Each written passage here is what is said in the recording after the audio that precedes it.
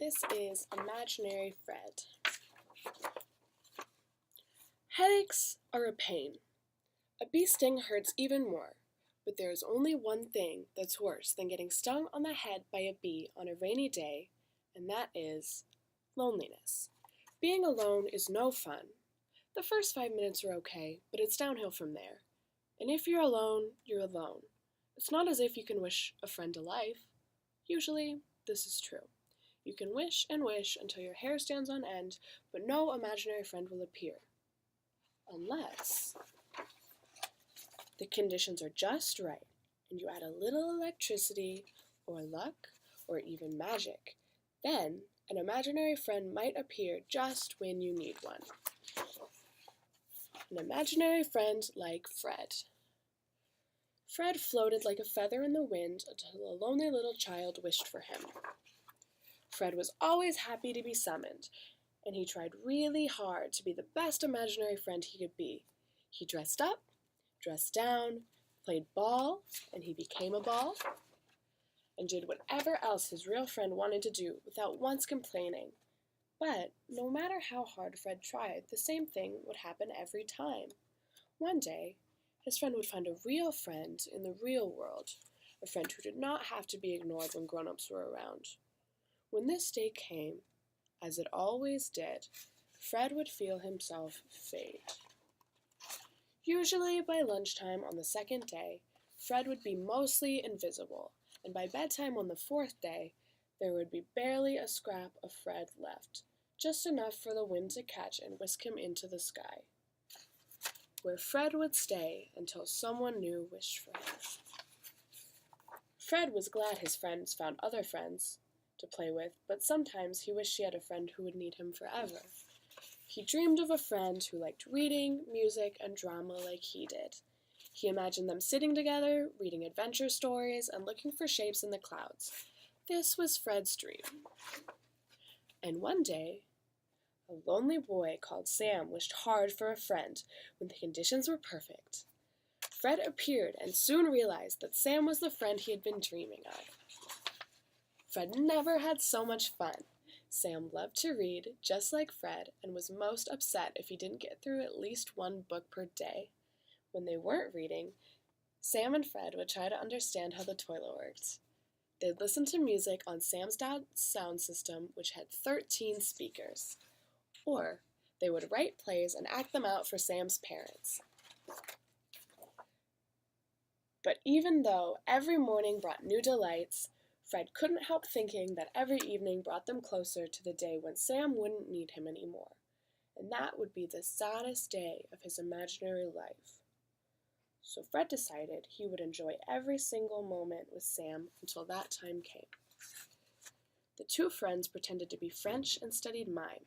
They made Japanese masks, practiced their classical instruments, and planned their own comic book. They called themselves the Dramatic Duo. But one day, Sam came home from a party, and Fred felt late from a party, and Fred felt a nervous flutter in his imaginary tummy. Was this the beginning of the end? Was he headed back into the sky? Fred checked his arm and thought that maybe he'd faded a little already. When Sam came home, he had an excited look in his eyes, a look that Fred had seen before. I made a new friend, Sam told him. She's a girl called Sammy, which is funny because I'm called Sam. She loves to read and has written and illustrated her own comic book series. You're going to love her, Fred. Fred thought he probably would love Sammy if he were around long enough to meet her.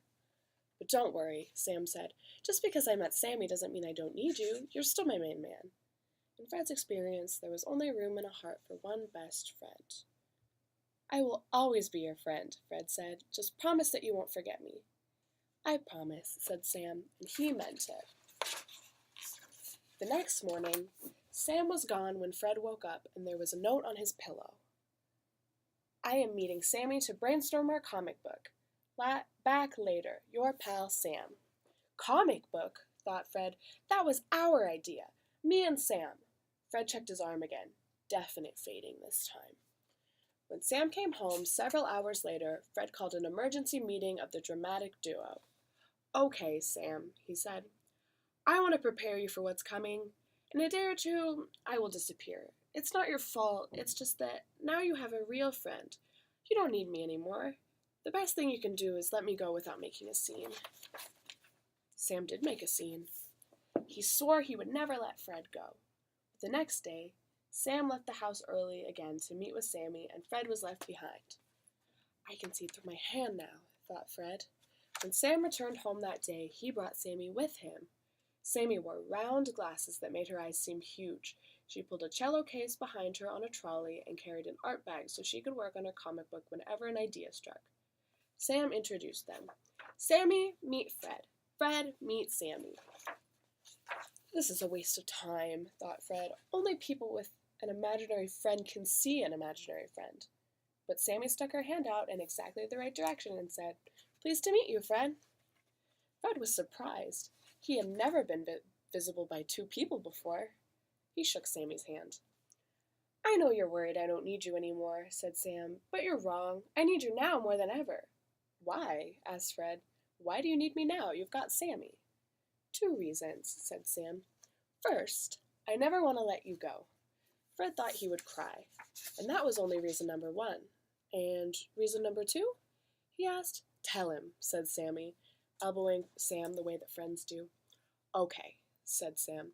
Reason number 2 is that we need you to be in our quartet. Fred was confused. Quartet means 4, he said. There are only 3 of us. Aha, said Sam, like a great detective. That's where you're wrong. Yes, said Sammy, clapping her hands. You're wrong because there are 4 of us. Sammy stepped to one side, and Fred saw a small girl with a violin case and a smile that made him want to smile too. This is Frida, said Sammy. Hi, Fred, said Frida, waving her hand. Sam's told us all about you. I hope we can be friends. Sammy has an imaginary friend, Fred realized, and as he waved back, he noticed that his hand seemed absolutely solid, not see-through at all. Frida set her violin case on the floor and opened it. We need to practice, she said, or we'll never get to Carnegie Hall. Sammy rolled her eyes. Frida is so strict, she said to Fred, but you'll get used to it in a couple years. Fred did get used to it. He quite enjoyed being told what to do by Frida with her dazzling smile.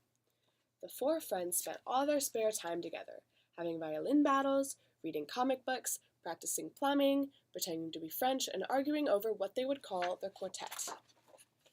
They eventually settled on the Quarreling Quartet, which they all agreed was the perfect name. The quartet made their debut at the school Christmas concert, much to the confusion of the audience. But then something interesting happened. The older they grew, the less time the 4 friends spent together.